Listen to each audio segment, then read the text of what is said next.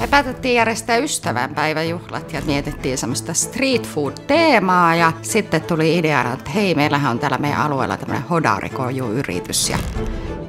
Me ollaan järjestetty monenlaista tapahtumaa, isompaa konserttia ja sitten syntymäpäiväjuhlia. Ja meillä on ollut 200 hengen tilaisuuksista aivan tuonne Vieremän Raviraan 2000 hengen tilaisuuksiin, missä hodarikoju on saatu paikalle ja loppuillasta oli jopa vaikea saada porukat lähtemään. Jonot oli sen verran pitkät vielä kojulla, mutta Hodarikoju oli valittu meille yhteistyökumppaniksi Geberit tuotelanseerausta varten. Ja ensimmäisen puhelun aikana minulle tuli fiilis, että nyt meillä on hyvä yhteistyökumppani, jonka kanssa varmasti kiertue sujuu.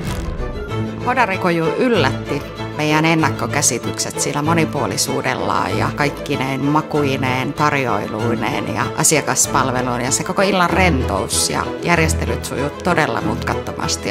Kun hodarikoju napsahti paikalle, niin sinä vähän ihmettelit, että tässäkö ne kaikki osaset on, koska niin hyvin se sitten sujahti tuohon meidän ulkotiloihin tai sitten, jos miettii talvellakin tilaisuuksia tai syntymäpäiviä, miten hyvin se meni tuolla sisätilassa. Ja ei semmoista paikkaa löydy, minnekä hodarikojua ei voisi viedä.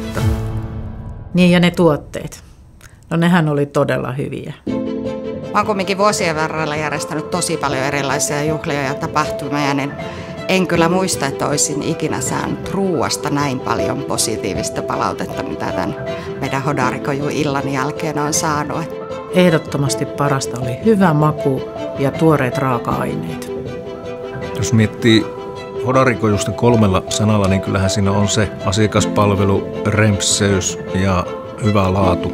Aito, yllätyksellinen ja mutkaton.